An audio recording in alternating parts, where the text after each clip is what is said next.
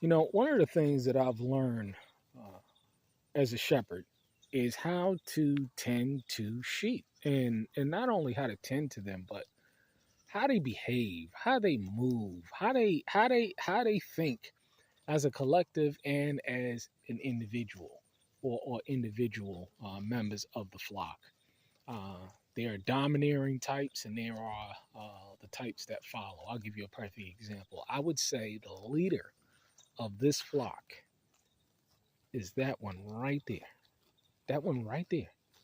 Um, it seems as though if she wants to go somewhere right there, everybody else will follow. And I know why that is.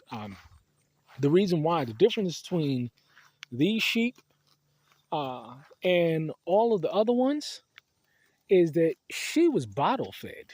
She was raised. And I bought her as like an orphan.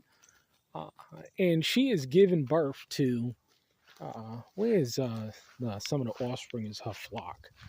Uh, this one right here is one of her babies right here. Where is another one of her babies? Where is she? That one right there. That one right there. But, what I wanted to do when it came to the video and talking about what I'm about to talk about is how people are pretty much concerned about themselves and it's a sad thing for the majority, for the most part. People are concerned about themselves and they're not really interested or concerned about what's happening to someone else until it happens to them. Uh, Personally, I watch people because I understand full well that if someone is going to mistreat or do somebody else dirty, uh, then more than likely they'll do it to you. And people don't understand this simple concept. Now, there's a difference between, uh, you know, righteous judgment and judgment being passed on an individual. And you have to know the difference between the two. But there's a difference between the concept of, uh, someone passing judgment on someone else, uh, and somebody being wrongly convicted and somebody being justly convicted. Uh, the idea is at the end of the day, you have to decide through the spirit of discernment what's going on there. Okay. But the point that I'm trying to make is that uh, people, uh, they will stand idly by and watch somebody else being victimized, and they will do nothing. They will say nothing uh, because it's not happening to them. They're not concerned. Uh, there's this old saying in Germany when the Nazis were coming. I wasn't foreman, so when they came for the foreman, I said nothing. When they came for the labor unions, I wasn't a member of the labor unions. I said nothing. But when they came for the teachers, and I was a teacher, uh, I said something or I screamed, but there was nobody to defend me. There was nobody to speak on behalf of me. And that's pretty much the challenge that we're having today. We're having a challenge, and it all goes back to honor and integrity. But when people lack integrity, they can see someone else being wronged, and until it happens to them, they have no problems with it whatsoever. I've seen this happen time and time again, and it's a pretty sad thing because uh, the very same people that do it, they don't realize that when their time comes, no one is gonna advocate for them. But boy, are they the biggest advocates and the biggest screamers and the biggest paraders because they want everybody to come to them.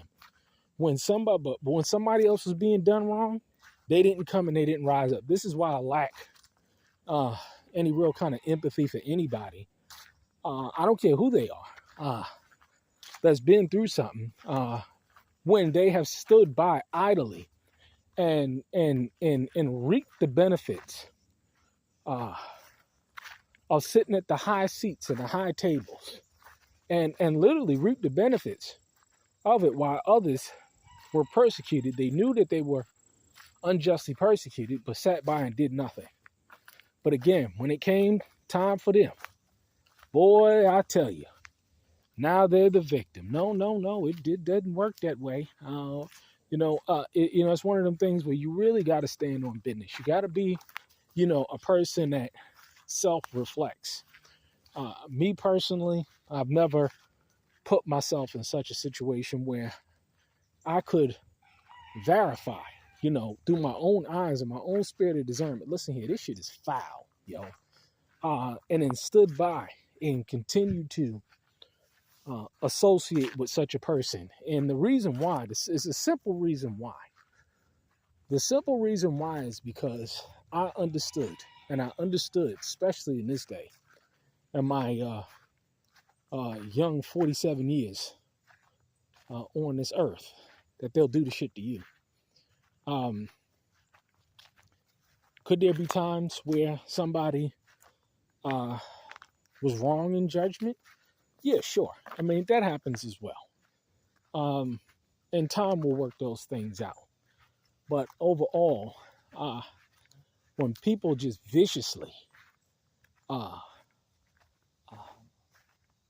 destroy people's character, and then they allegedly claim that it's happening to them, I mean, it's just something else. It's a sight to see. It really is a sight to see. But, this is where it goes to show that people are just so blinded to themselves. They are truly blinded to themselves. They cannot see themselves. And this is why it's so important. For the first key in the spirit of discernment is being able to discern yourself. Being able to sit back and say, you know what? Hey, what role or what part do I play in it? And this is why personally, out of all of the YouTube videos I've done, I've taken down one video. Because I had to self-reflect and say, you know what, in spite of, this is the part that I played in it. And so therefore, you got to move on. But very few people can do that and accept that and live with that because, hey, saving face is a hot commodity in this day and age. It's right up there with silver and gold.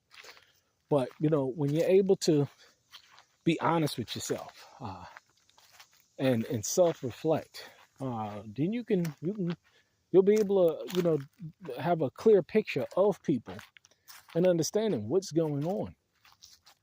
But this is what we have to do. Discernment is something that is lacking greatly in this day and age. And we have to first and foremost discern ourselves so that we can do a better job of discerning others. But remember, hey, nobody ain't gonna come for you when you clearly sat by and you've persecuted others, you've demeaned others' characters, you've destroyed others, and then expect others to come and rally for you. It just doesn't happen that way. And this is why you have to know them that labor amongst you, know them, and understand these spirits, because if you don't, you'll fall into this snare. We got way too much hypocrisy going on.